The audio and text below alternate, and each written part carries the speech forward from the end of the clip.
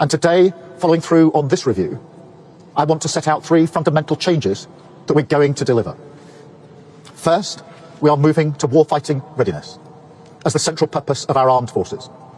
When we are being directly threatened by states with advanced military forces, the most effective way to deter them is to be ready.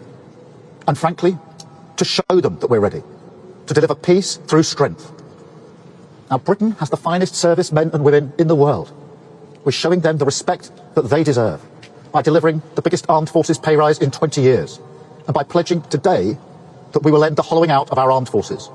We'll build a fighting force that is more integrated, more ready, more lethal than ever, backed by a stronger strategic reserve, fully trained and ready to mobilise at any time.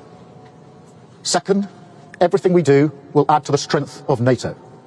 As we step up to take greater responsibility for our collective defence, the NATO alliance means something profound: that we will never fight alone. It is a fundamental source of our strategic strength. That's why our defence policy will always be NATO first, something that's written through this review. The transformation we are driving in our defence must add up to Britain's biggest contribution to NATO since its creation, so that when we're building new capabilities at home, we are making our allies safer too, strengthening Europe and strengthening our bridge to the US as Britain's first partner in defence. Third, we will innovate and accelerate innovation at a wartime pace, so we can meet the threats of today and of tomorrow as the fastest innovator in NATO.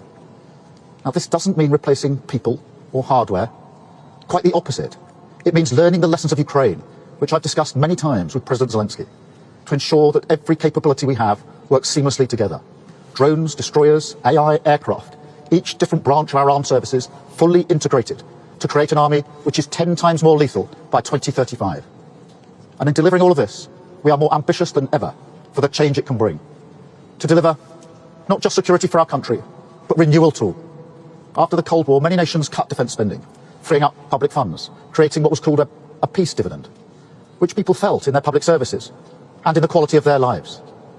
Faced with new circumstances today, we must deliver for working people again, to seize now a defence dividend for the British people, using this moment to drive jobs and investment throughout the country, like here in Govan, providing local opportunities, skilled work, community pride, ensuring that everyone across the United Kingdom has a role to play in this effort, yes, but also that everyone has a stake in its success.